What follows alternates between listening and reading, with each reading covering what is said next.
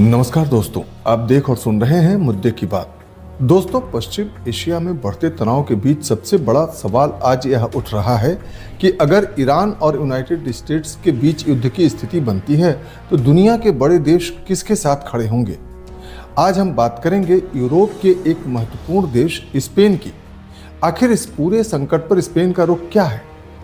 दोस्तों, स्पेन की सरकार ने इस पूरे मुद्दे पर साफ कहा है कि वह युद्ध नहीं बल्कि कूटनीतिक समाधान चाहता है। स्पेन के प्रधानमंत्री पेड्रो सांचेज की सरकार का कहना है कि मध्य पूर्व में किसी भी बड़े सैन्य संघर्ष से पूरी दुनिया की अर्थव्यवस्था और ऊर्जा सप्लाई प्रभावित हो सकती है। यही कारण है कि स्पेन लगातार बातचीत और अंतर्राष्ट्रीय मध्यस्थता की बात कर रहा है। ईरान अमेरिका संघर्ष के बीच स्पेन के पीएम पेड्रो सांचेज ने स्पष्ट किया है कि वे युद्ध में शामिल नहीं होंगे और न ही अमेरिकी हमलों के लिए अपने सैन्य ठिकानों का उपयोग करने देंगे। इस नो टू वार युद्ध नहीं के स्टैंड को अपनाते हुए स्पेन ने अंतर्राष्ट्रीय कानून का हवाला दिया है।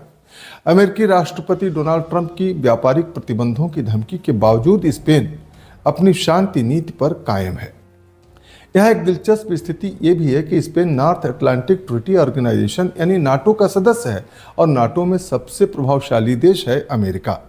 इसलिए अगर कोई बड़ा सैन्य संघर्ष होता है और नाटो की सामूहिक सुरक्षा की बात आती है तो स्पेन पूरी तरह अपने आप को तटस्थ नहीं रख पाएगा।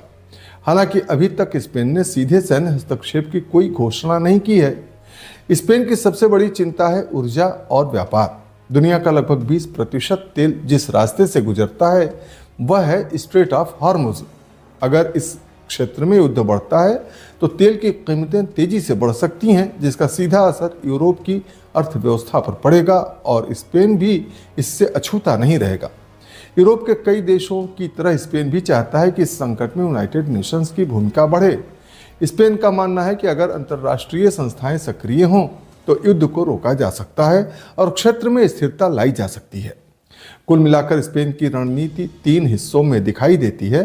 पहली रणनीति है कूटनीति और बातचीत का समर्थन करने की, दूसरी रणनीति है नाटो के साथ औपचारिक एकजुटता की और तीसरी रणनीति है युद्ध से दूरी बनाए रखने की। यानी स्पेन अभी संतुलित नीति अपनाने की कोशिश कर रहा है। दोस्तों, अगर भविष्य में ईरान और अमेरिका के बीच तनाव और बढ़ता है तो स्पेन की स्थिति काफ़ी अहम हो सकती है, क्योंकि एक तरफ वह यूरोप और नाटो का सदस्य है और दूसरी तरफ वह मध्य पूर्व में शांति और स्थिरता का समर्थक भी है। अब देखना यह होगा कि आने वाले दिनों में यह संकट किस दिशा में जाता है और स्पेन की भूमिका कितनी बड़ी बनती है। तो मित्रों, आपसे होगी पुनः मुलाकात। तब तक के लिए